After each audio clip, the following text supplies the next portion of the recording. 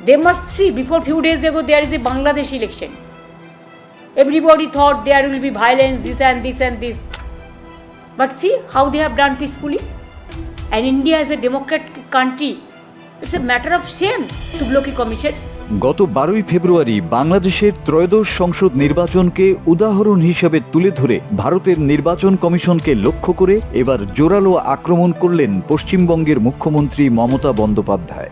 মমতার দাবি, ভারত একটি গণতান্ত্রিক দেশ হওয়া সত্ত্বেও এদেশের নির্বাচন কমিশন হুমকি সংস্কৃতির মাধ্যমে গণতন্ত্রকে ধ্বংস করছে। এদিকে মুখ্যমন্ত্রী বাংলাদেশের উদাহরণ টেনে ভারতের বর্তমান পরিস্থিতির সমালোচনা করায় নতুন করে রাজনৈতিক বিতর্ক শুরু হয়েছে।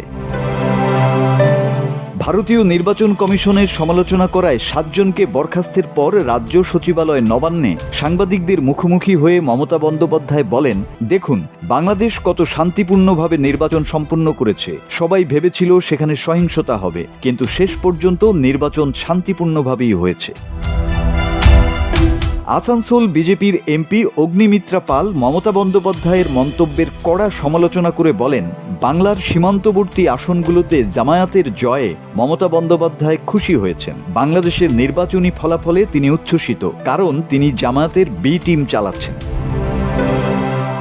কমিশনের বিরুদ্ধে মুখ্যমন্ত্রীর কটাক্ষের প্রতিবাদ জানিয়ে অগ্নিমিত্রা বলেন, নির্বাচন কমিশনের উপর ক্ষোভ থাকলে তিনি আদালতে যেতে পারেন, কিন্তু কমিশনের বিরুদ্ধে এই তুঘলকি মন্তব্য আমরা সমর্থন করি না।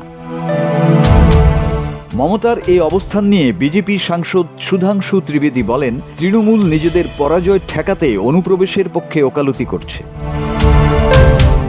বাংলাদেশের শান্তিপূর্ণ ভোটকে উদাহরণ করে ভারতের বিতর্কিত পরিস্থিতিতে মমতা বন্দ্যোপাধ্যায় সরাসরি নির্বাচন কমিশন নিয়ে প্রশ্ন তুলেছেন। তারপরেও প্রশ্ন থেকে যায়, এই বিতর্ক কি শুধুই রাজনৈতিক তর্ক, নাকি ভারতের নির্বাচনের স্বচ্ছতা নিয়ে বড় চ্যালেঞ্জ?